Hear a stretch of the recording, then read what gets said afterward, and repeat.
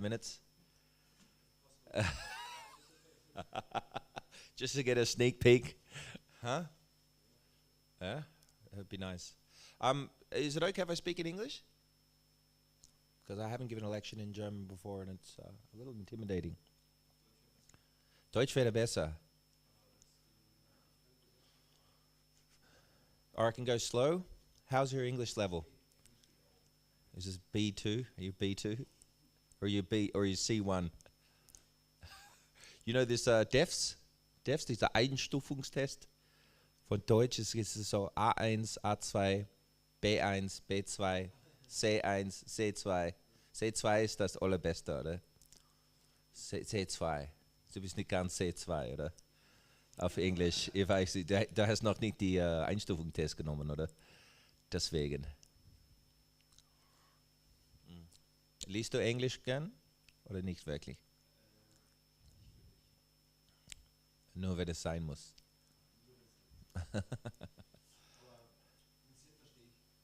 Ja. Es ist viel populärer in Deutschland, denke ich. It's much more popular in German, sorry. Leaving you out there. When I was first in Austria and Germany 20-something years ago, it was more like, it was still the same, but not like now. Now there's a really big emphasis on it. Germany's becoming more like Sweden and Holland and you know these countries where they don't dub the films, right? So now it's like because of Netflix, now it's like having dubbed films here. So you notice the level of English is like lifted. It's interesting to watch. English consciousness. I don't know whether it's so necessary. I think it'd be good if a lot of devotees spoke Russian to preach in Russia. That'd be good. That'd be good. We don't all need to speak English. Jai, reading from Bhagavad Gita 14.4.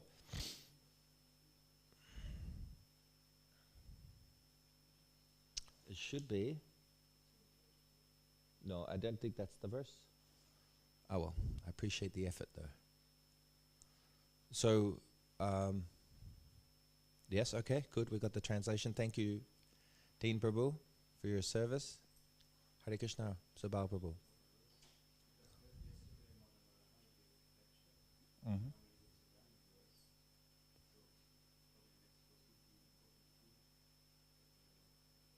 Well, it's got 14.3 up there. So normally that's not the next one, that's the one that was done, to my knowledge. Yeah, was it not? I think it was. We can do 14 thing, but I've prepared for this, so we'll just read them both. If you like, Prabhu.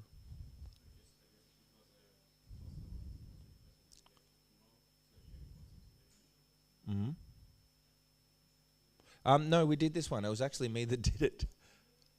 Yeah, 3. We did do it. Yeah, I did it last week. So, which was weird because there should have been other ones during the week.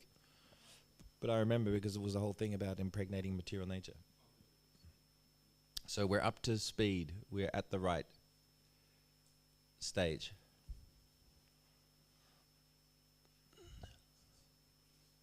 Okay, so I shall read it through.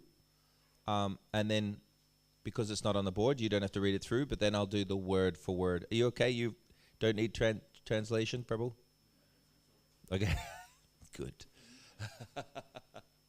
Very good. Utsahan nistayad daryat. No? What's the 6 symptoms of favorable for devotional service? You know this about Prabhu? Yep. Utsahan. Enthusiasm? Yes. What's the next one? Nischayat. Confidence. Nischayat. So very good. Okay. Savayoneshu kunteya mutaya sambhavantiya tasham brahma madhadyonira aham bija pradapitar. So word for word, please repeat. Sarva Yonishu Sarva Yonishu, in all species of life. Kunteya, O son of Kunti. Burtaya, forms. Sambhavanti, they appear. Ya, which. Tasham, all of them. Brahma, the Supreme. Mahat Yonihi, source of birth in the material substance. Aham, I.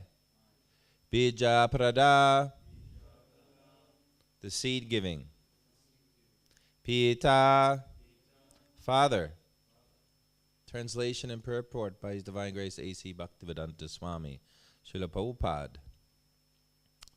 It should be understood that all species of life, O son of Kunti, are made possible by birth in this material nature, and that I am the seed-giving Father. Purport. In this verse it is clearly explained the Supreme Personality of Godhead, Krishna, is the original Father of all living entities. The living entities are combinations of the material nature and the spiritual nature. Such living entities are seen not only on this planet, but on every planet, even on the highest, where Brahma is situated. Everywhere there are living entities. Within the earth there are living entities, even within water and within fire. All these appearances are due to the mother, material nature, and Krishna's seed-giving process. The purport is that the material world is impregnated with living entities who come out in various forms at the time of creation according to their past deeds. Translation again. It should be understood that all species of life, O son of Kunti, are made possible by birth in this material nature, and that I am the seed-giving Father. Amagyana tibadandasya, gana gana shalakshaya, chakshuram litam yena, tasmai shri gidamay namaha, shri chaitanya manovistam, shtapitam yena bhutale, swayam rupa katamayam dadati svabadantikum. So Prabhupada's giving a nice, very succinct purport, very precise, and he makes it look very easy. This Krishna consciousness, he makes it look very easy. And in one sense, it is simple, but it's also in another sense not easy. And so in this connection, it is stated in scripture, Uttista Chakratya, Prapyavara Nebara, Churasyadara Nisitadratya, Durgam Patastat Karviyor Vidanti. And that the path of self-realization is very difficult. It is sharp like a razor's edge. That is the opinion of the learned transcendentalists. So on the one hand, we have this dichotomy, Widerspruch, yeah, that on the one hand, Krishna consciousness can be easy. On the other hand, it's said to be difficult. The Prabhupada would often say, "Where is the difficulty?" And that we see so many devotees come and go. So on the one hand, it is easy, it is simple, but on the other hand, it is difficult. And so that's what I wanted to discuss today. Why is it difficult? So this verse happens to coincide with a verse I'm learning in Bhagavad Gita, which is 7.5. Apariyaham itas twanyam prakritim vidhi me param jiva bhutam mahabaho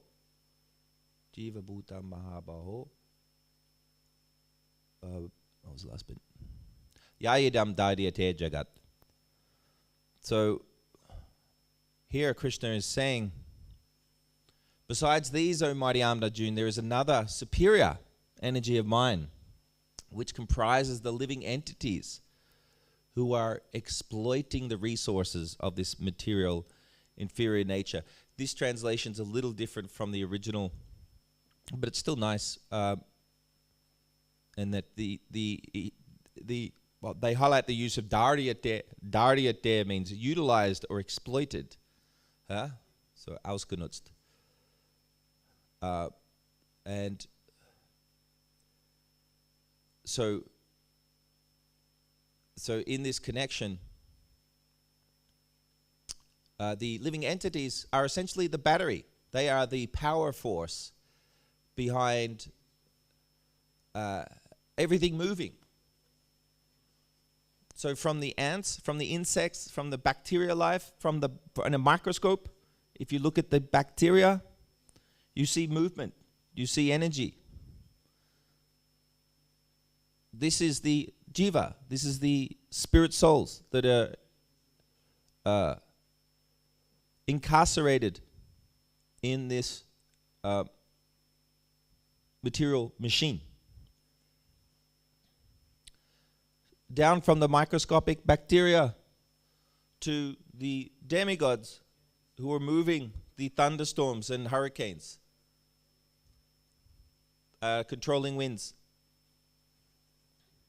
All of this power, all of this energy is being powered by the jivas. And Krishna is also present as Paramatma, but he's just witnessing. So all of this dead matter, fundamentally dead. People are actually corpses. They're walking corpses. And they are animated because of this spirit soul is inside. Vashamshi janarni yataviyaya navani grinati naro paradi tata sararani vihani anyati devani grahi.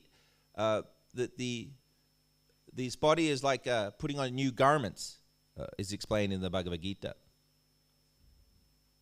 So if you put on a costume, a gorilla suit, or or some other suit that covers the body, you can't see the body, but you can see the head moving. You can see it looks fully animated, and so therefore we consider it to be alive. We cannot see the person underneath, but we can deduce that there is a living entity underneath that clothing, underneath that cloth. Vashamji Janarni. So these are the life force of the battery. So in this connection, Krishna is Adi Purush. He's the original seed-giving father. And material nature is the mother, is the nurturing mother. And so we even have this term amongst karmis of Mother Nature. Mother Nature. So this divine energy of mine. Devi hesha gunamaye mama maya duratyaya mama eva ye prapajante mayamitam tarantite. So this divine energy of mine, Krishna cites, consisting of the three modes of material nature, is difficult to overcome. But those who have surrendered can overcome it.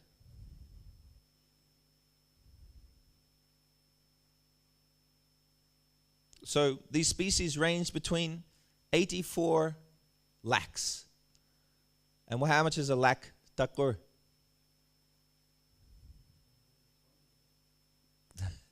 100,000? 100,000, very good. Very good. So this is a lakh. So 84 times 100,000. These are the species available according to your karma and according to your desire. So you might like the taste of blood, and if your karma's somewhat okay, you'll get the tiger birth. A tiger birth is a pretty good birth. Comparatively speaking, out of 84 lakhs, why is that, Sabal? Why is tiger birth better?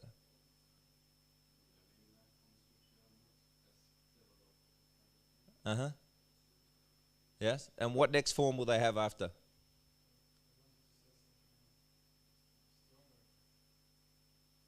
Yes.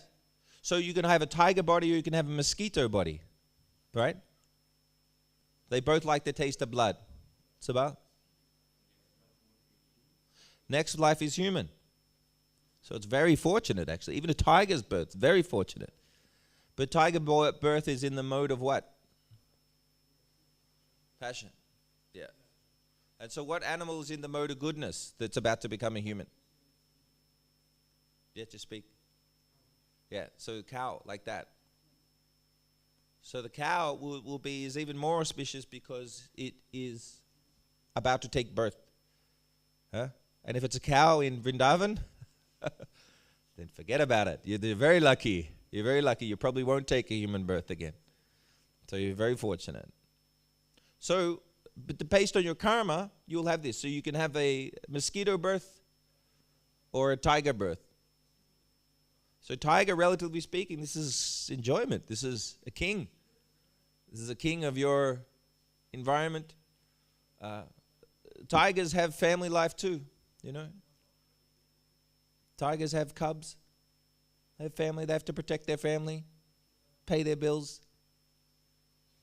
So same thing with this. This society is also there. This society there. This sex life is also there. So this is, and they're unrestricted. They cannot sin. You can't sin in a tiger's body. Not possible to sin. You can't accrue further karma. Why is that? Why can't you get more karma as a tiger?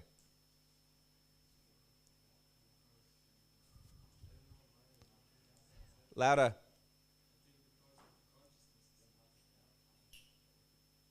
That's right. So it can't add more karma to it. It's already strictly under the rules of material nature. So it's only when the human birth is attained that we then have choices, more choices to sin. So, and if we make the wrong choices, then we get karma. Then we get consequences.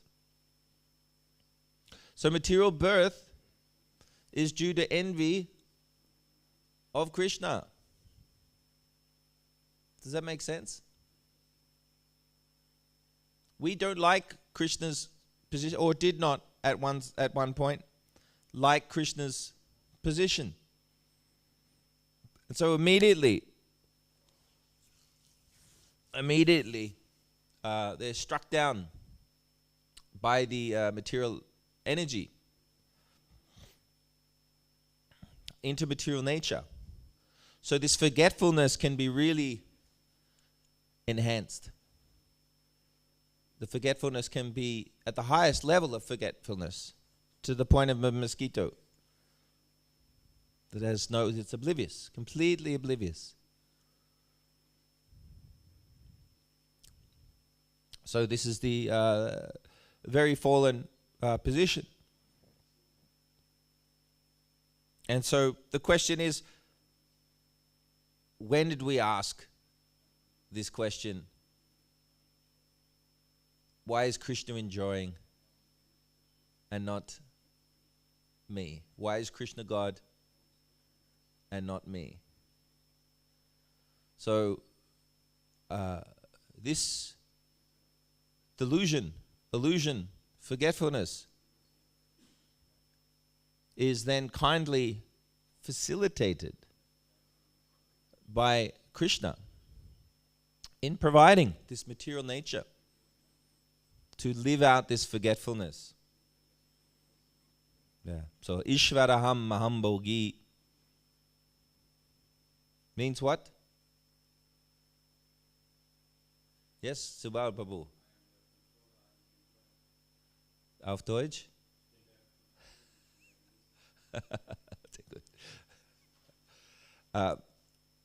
Right. So this is, of course, illusion. Because if we could do that, we wouldn't be here. We wouldn't be at this temple. If we had convinced ourselves that we were the enjoyer, isn't it? Isn't it? If we could control, if we could enjoy exactly how we want, we wouldn't be in this class. Because we would still believe that. That's possible. So therefore it is the most intelligent people. But this is a spiritual intelligence, which is the highest intelligence. But actually they're the highest. To understand this point. Or to be in such a fortunate position that Krishna has helped us understand this. By taking away good fortune, by taking away wealth, by creating a miserable spiritual circumstance for us. Thank you, Krishna. So, in this way, we have either brilliantly come to this conclusion, or Krishna has helped us come to this conclusion. So, getting back to the core point, why is it said that Krishna consciousness is simple, yet at the same time very difficult? So this verse, Deviya Sha Gunamayi Mama Maya Duratyaya, this divine energy of mind, this is the one we just read, consisting of the three modes of material nature, is difficult to overcome. But those who have surrendered unto me can easily cross beyond it. So, what is this surrender process? What does this look like? How does that manifest? And how is that relevant to devotees? So, and what are the obstacles to this surrender process? This is the real question. Yeah, Stolperstein, yeah. So what's the stumbling block? What are the stumbling blocks? Well, the stumbling blocks are, for instance, profit, adoration, and anyone want to offer another one? Starts with D. Distinction. So, Auszeichnung,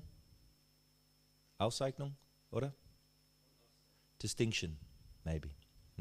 Sorry, I'll let you do your job. I was thinking it today. What's distinction in German? So Auszeichnung, because you say ausgezeichnet, right? So distinguished or distinguished, yeah. So these are very insidious stumbling blocks to advancement in Krishna consciousness. And unfortunately, this can affect devotees at all levels. This affects devotees as Kanista Adhikari, as Madhyama Adhikari. Not so much Uttama Adhikari. But it can. It can, but it won't be detriment. It won't be to the extent that they can fall down. So Uttama Adhikari means they can't fall down. They can't fall. So it's very high, actually. It's very high. Because we've seen the most elevated people in Krishna consciousness, in ISKCON, fall down from their positions. Who were thought to be Uttama Adhikari. But Madhyama Adhikari can fall down. So, therefore, if one is distracted or allured by profit, adoration, or distinction, does this help the surrendering process? No? Why doesn't it help? No, it's okay. You can say it in German too.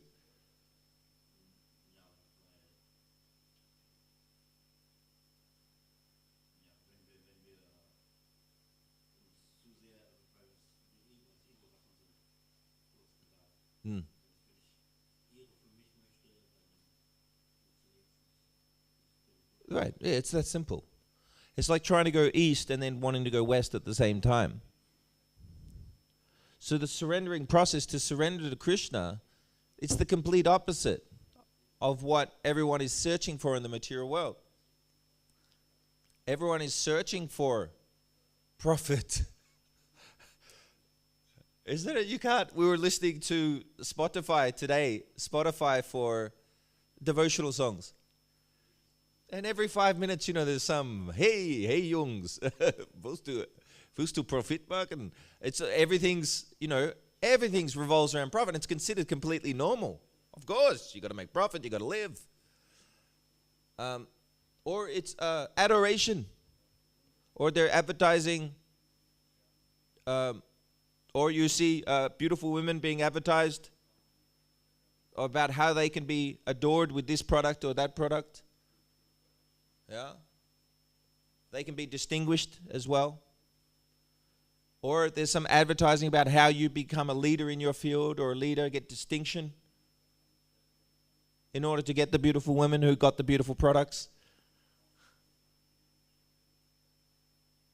So therefore it is considered that all these three main points, profit, adoration, and distinction, are actually manifestations, a subtle manifestation of what? Of what? Prabhu? Yeah, lust or sex life. Yeah. So this is because this is what attracts a partner is profit, adoration. But it can just be ego too. It can be ego too. So you can have, for instance, you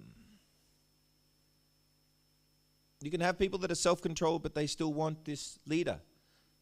Nadanam najanam nasundarim kavitam vajagarishva kamaye. So Lord Chaitanya says, Nadanam, Lord, I want wealth, danam, wealth, yeah? Janam, followers. Nor do I want beautiful women. So this is what Lord Chaitanya is saying. So these are very passionate qualities, and they pull people away from the surrendering process. So this belief that I am distinct, that I am distinguished, that I am something special, this is ubiquitous. This is everywhere. This notion that I have, on the one hand, it's true. On the one hand, spiritually speaking, we are unique. We are unique. For out of trillions of living entities, we have unique spiritual qualities that are unmatched. But try to keep that in check. That does not mean that we are at all superior. We are a servant. Das anu das anu das. We are a servant of the servant of the servant. We are 1/10,000th the tip of a hair in terms of size. This is a good meditation for humility. That's how small we are. And we're driving this big human body. To the rear view mirror, this thing's massive. So comparatively speaking, the human body is amazingly big, but it's just temporary. So, how do I park this thing? Yes. So, we are given this body out of Krishna's kindness, but to think of I am special, practically speaking, you're not. You're not. And it's very hard to hear that. On one level we are, spiritually we are, but on a day-to-day level we're not special. It's not a good mentality to think like that,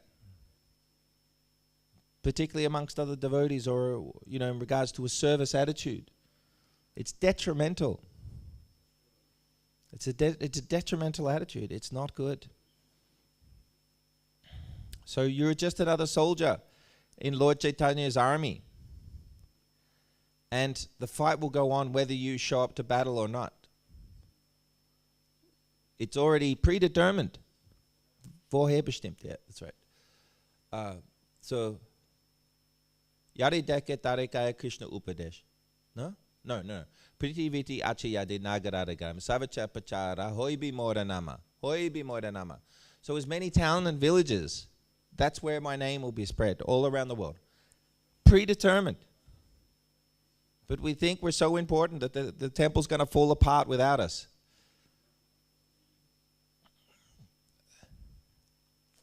So this is illusion. We can be replaced. We are completely replaceable. The temples keep going. Amazingly, the temples keep going no matter the staff difficulties or whatever. It's incredible to watch. I mean, no material organization could function like that. So Krishna is sustaining. It's Krishna who's sustaining the temple. So this is a very subtle form. I just want to go over it real quickly.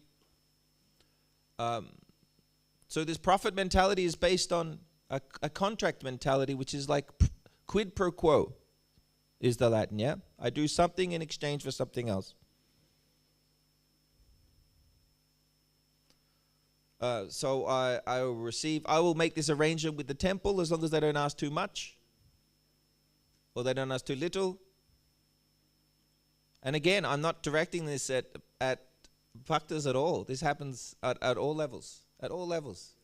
ISKCON has seen it all.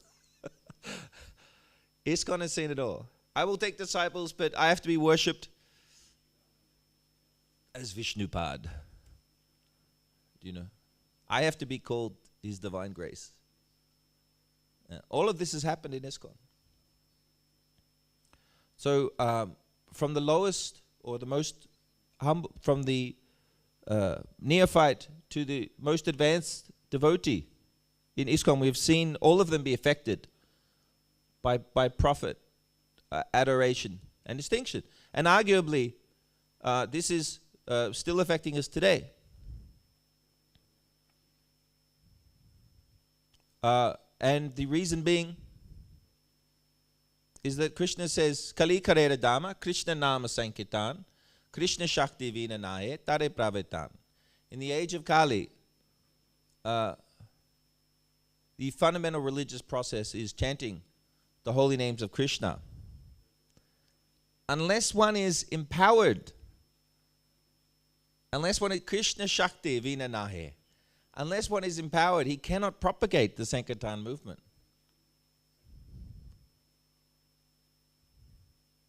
So therefore, we hear sometimes that we speak of a devotee, they say, oh, they're empowered. They can distribute so many books, or he gives such a nice kirtan, or in some other way they do service. They naturally distinguish themselves, not seeking distinction, but naturally distinguishing themselves. Yeah. And therefore we say, oh, they're empowered. I remember hearing that for the first time. He's like, yeah, he's empowered. I was like, ooh, mystic. But it says here, Krishna Shakti means empowered by Krishna. So we should understand that unless ISKCON is able to propagate the Sankirtan movement and not just sustain and not just maintain, then there's some issue there. Some issue there. That's intelligence. That's just applying Shastra. That's the logical conclusion, no? Of Shastra. Yatra, and Krishna confirms this in Bhagavad Gita, Yatra Yogeshvara Krishna. Tatra Shri Vijayo Buddhi. Shri means opulence. Vijayo means, Vijayo? What does it mean, Sabal? Siegreich. Yeah, that's right. Victorious. Vijayo Buddhi.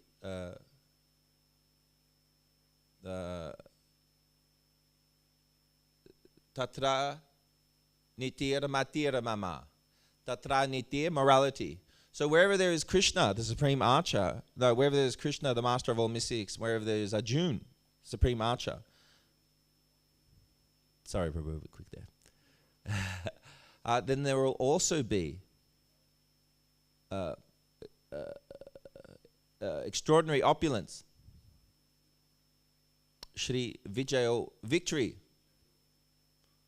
And morality. That is my opinion. And therefore we saw this in Prabhupada's manifested presence. We saw this, did we not? What did we see? So much material opulence, so much victory. and morality as well. So this is a sign. This is confirmed by Shastra. That this is a presence of Krishna. Therefore, this is what should be sought out. Devotees that have this opulence should be sought out, and one should try to get their association. Yeah? So can we get this empowerment, however? Can we get this empowerment by being absorbed in profit, adoration, and distinction? What do you think? Prabhu, Dinji? No? Do you think it's possible to simultaneously be empowered by Krishna if you're still doing business with Krishna? If you're still bargaining for profit, adoration, and distinction? Yes?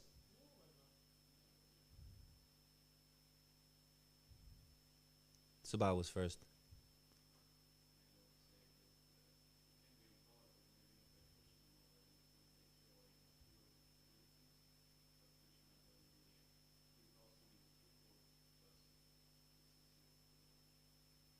Krishna empowers the sincere devotee. So the question is, in other words, if I've got money, can I not still be sincere? Or if I'm still negotiating with Krishna, can I not still be sincere? Okay. Prabhu? Okay, so the question is, can I still be empowered by Krishna? Because we're talking about this. Krishna Shakti Vina Nari Tari Pravetan. So can I get empowered? I want to be empowered by Krishna. I want to be a great preacher. There's nothing wrong with that. I want to take sannyas one day. I want to do this. What's wrong with that? There's nothing wrong with that. If your intentions are pure, there's nothing wrong with that. But are we kidding ourselves? Are we being delusional? Or are we no? Or are we sincere? So what are our motives for this? So the profit motive. Because I'll finally get Mahaprasad whenever I want. Probably not the purest. Or, no, I believe in this movement. I want to propagate it. I want to make devotees. I want to bring Krishna devotees, yeah? So it's the same with any activity. If I'm distributing books, everyone's had that experience on book distribution.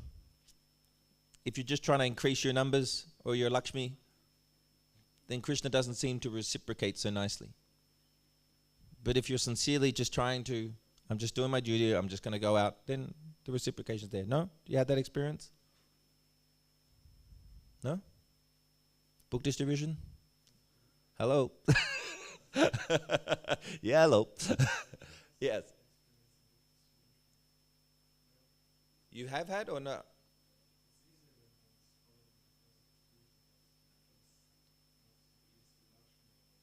Yeah, so I don't know whether you can hear at the back there, but he's saying it's easier if you're not focused on the money or the... Because it's easy, it's such a difficult environment out there. Yeah, so in this connection, there's a verse that states, Jameshwarya, I've probably forgotten it, I just learned it too. It states that those who are on the path trying to improve material prosperity, it's gone, through obtaining respectable parentage,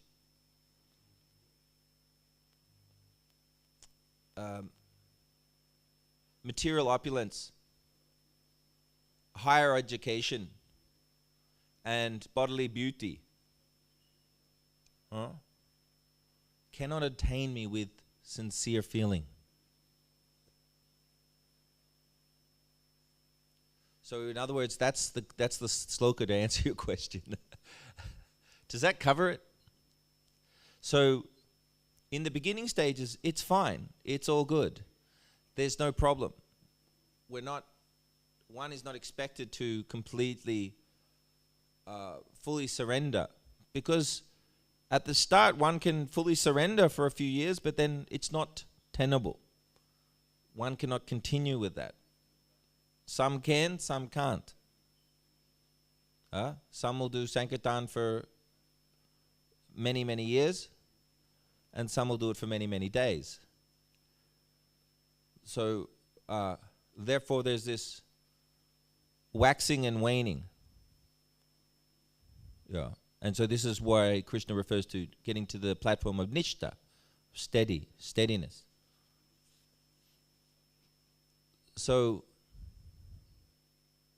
but just remember, even if one appears to be in the topmost position of devotional service, externally, internally, if they are still suffering from profit, adoration, and distinction disease, it's a disease. A disease. This is a Krankenhaus. Yeah, this is a sanitarium. Yeah, we're all under therapy here. Group therapy. So it's true. So this is the material disease. But therefore, we are intelligent because we understand that we are diseased and we are trying to get better.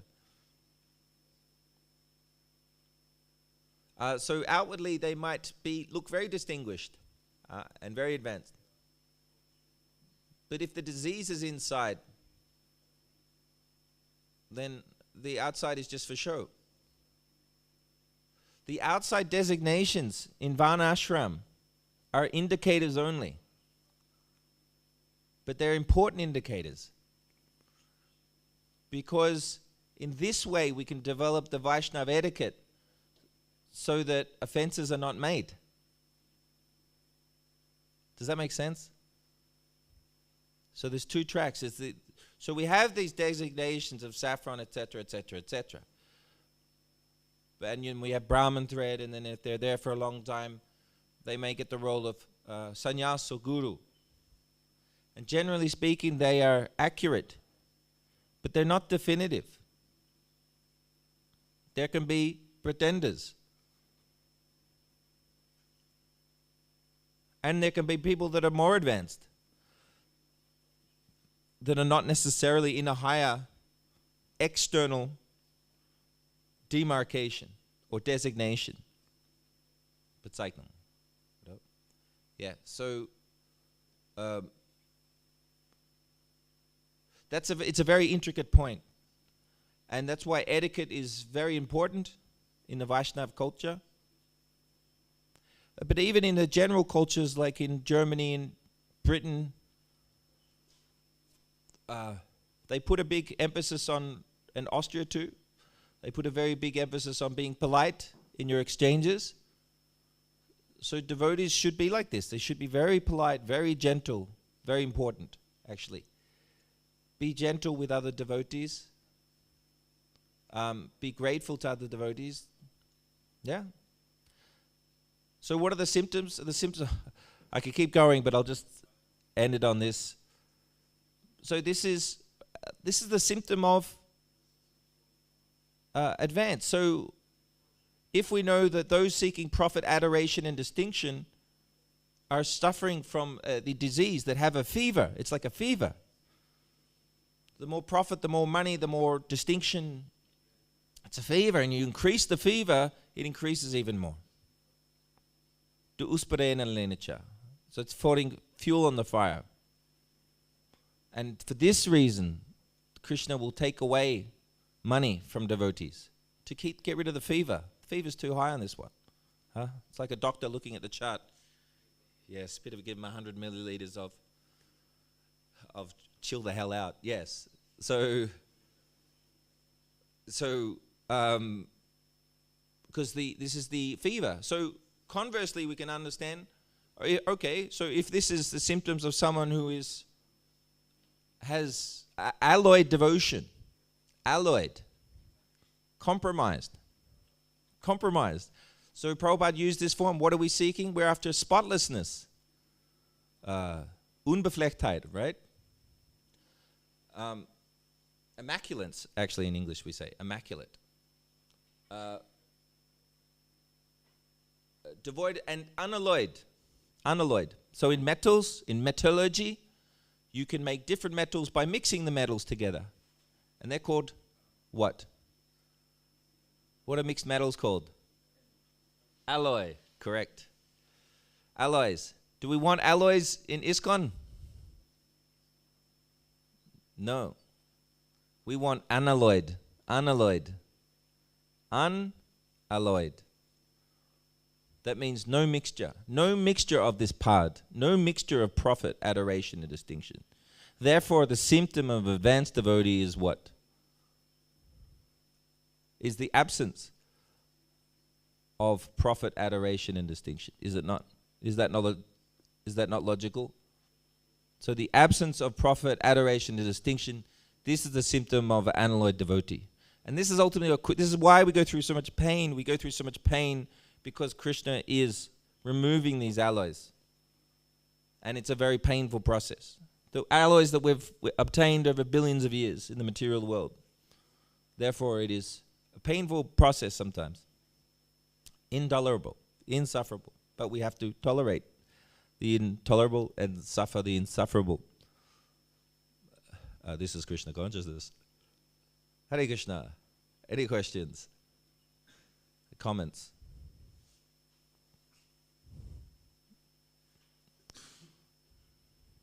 So it's a very deep subject matter. And we can practically see, just one last point that I wanted to cover, this exhaustive class, was that we can see practically this is what destroyed the Gaudiya Mat. The Gaudiya Mat was destroyed by the Pad problem. Profit, adoration, distinction. So Om Vishnupad, Paramahamsa Parivrajikacharya, Srila Bhaktisiddhanta Saraswati Goswami Maharaj, he never appointed a Acharya. And Prabhupada said he spoke of so many things the day before he passed away. But he never appointed an Acharya.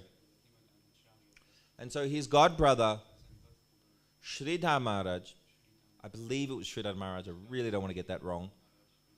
My understanding was that he was involved in the appointing of the Acharya. But still Srila Prabhupada said that he was the best of his godbrothers. So anyway, they started fighting over the buildings, over who was Acharya, over who was, costly court battles, so many insults, so many offenses, just for material profit and adoration, and to the destruction of the movement. And so Prabhupada was terrified that this would happen to ISKCON. Terrified. Therefore, he emphasized over and over, if you love me, you will cooperate. So sorry, there was a question? Prabhu? Yeah, thank you very much for the lecture, Prabhu, and this very, very nice topic. Now I was on a Sankirtan for a few weeks, and this comes up often in book distribution for me at least. This adoration and profit and everything around that.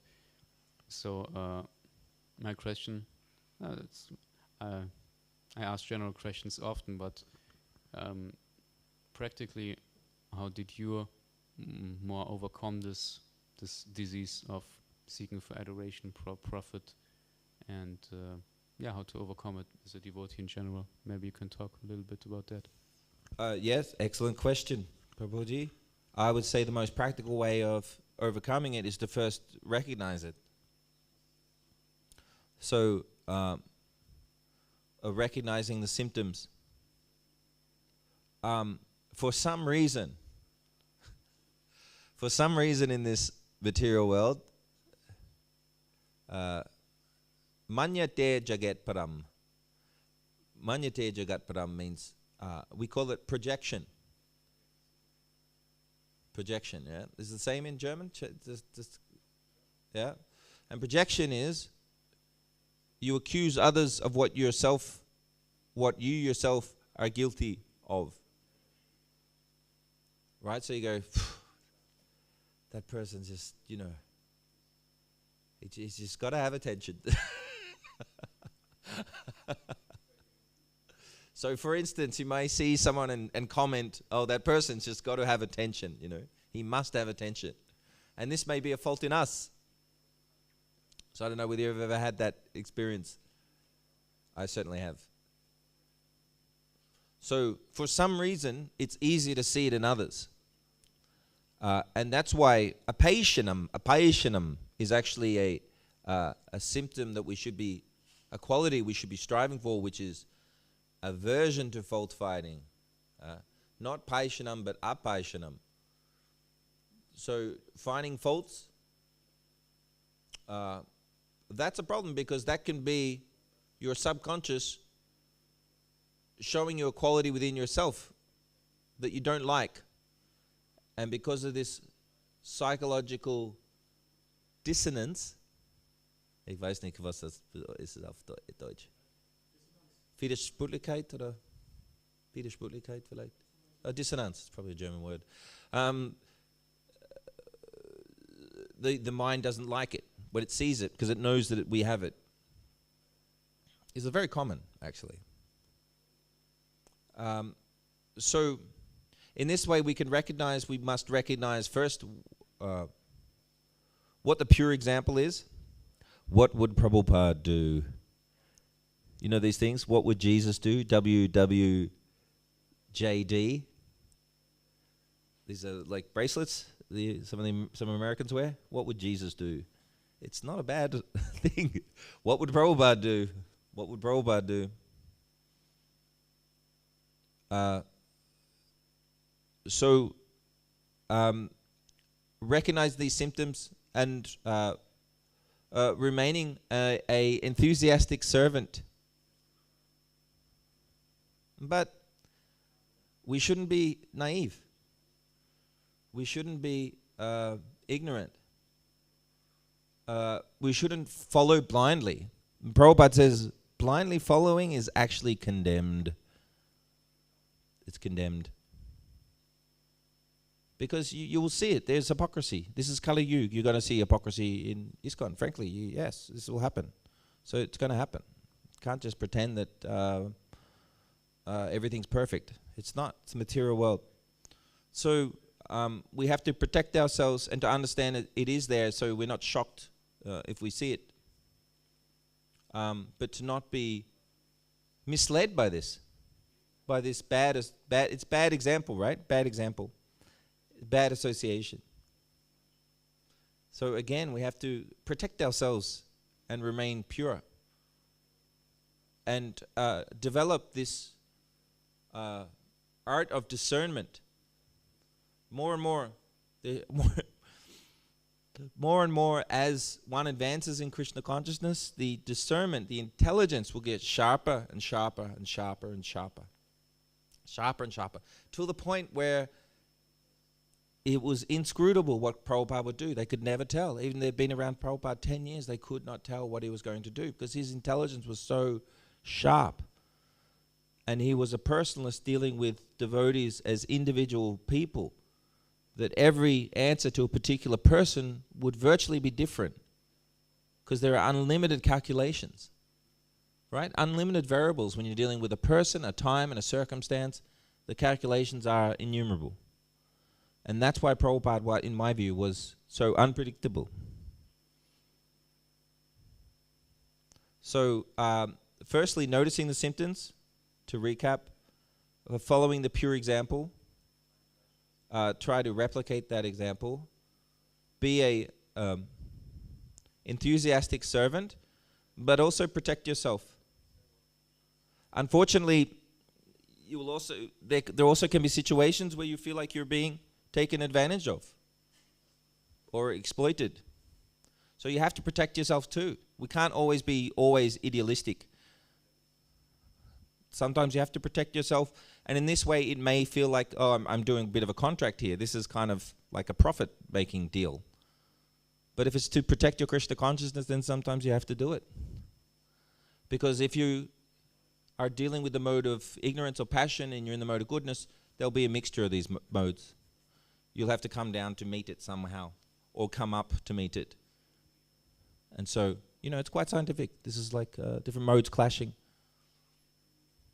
Does that help? Was there something else? You don't seem fully satisfied.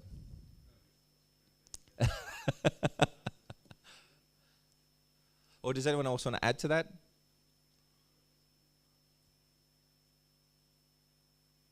Param Parosh, Prabhu? Do you want to add to the answer?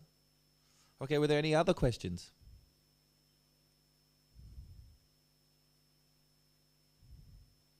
Grantaraj Bhagavad Gita ki, Srila Prabhupada ki. Thank you very much for your attention. Hari Bol. Jai Hari Bol.